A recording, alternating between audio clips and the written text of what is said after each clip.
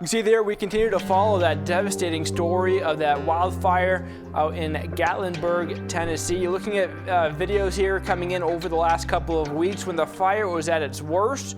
Fortunately, now the fire is nowhere near at this point there, but now we're talking about families coming back together, coming back home, to those that still have a home, because many families fortunately lost their property and a lot of items there over the course of the last couple of weeks as this fire was just going out of control.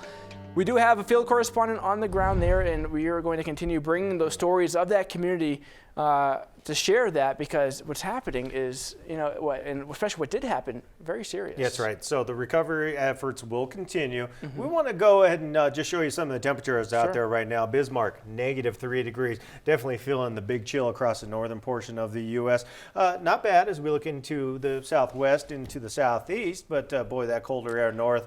Definitely. It is. And guess what? It's moving down to the south. We have these storm systems moving across the country that will begin to transport some of that cold air down to the south. And with these cold fronts too, that does mean rain chances for the southeast where those fires took place. Yeah, we don't see any great rain chances, but any rain will help in this area as we still have that exceptional drought in Georgia, across Alabama, and of course into Tennessee, where we've seen some more rain. We've actually seen a little bit of improvement, but still into some extreme drought in that portion of the country. Yeah, exactly. And we also want to talk about the the situation across portions of Tennessee. Right. That's where you do find our field correspondent John Van Pelt out there in Pigeon Forge, Tennessee, also to share us the stories of the community, because John just mentioned here recently that there's been some good news to come out of this. There is good news, and I'm sure John's going to share more of that with us. Let's bring him on in.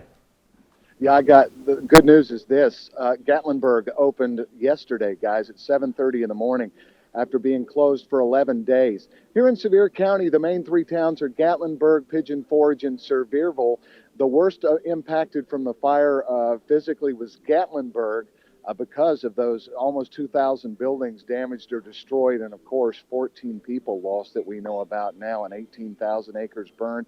Gatlinburg and Sevierville themselves never really had to miss a beat, except for a little bit of loss of time because employees were so badly affected.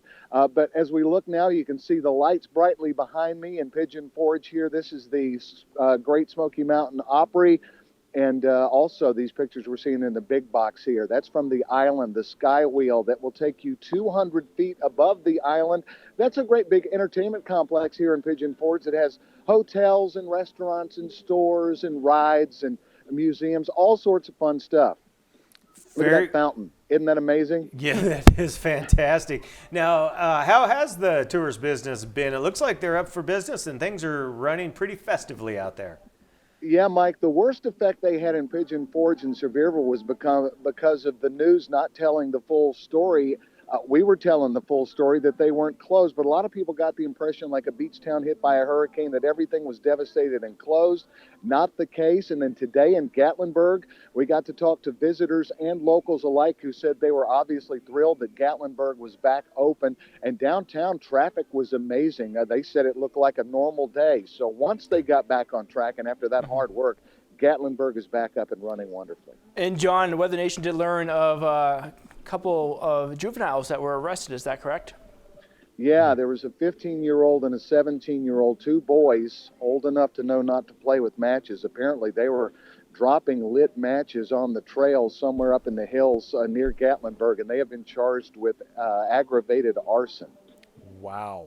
Okay. Well, you know what? It looks pretty festive out there. We will definitely leave it on a better note with, again, looking like the business is back intact. And I love that light display behind you.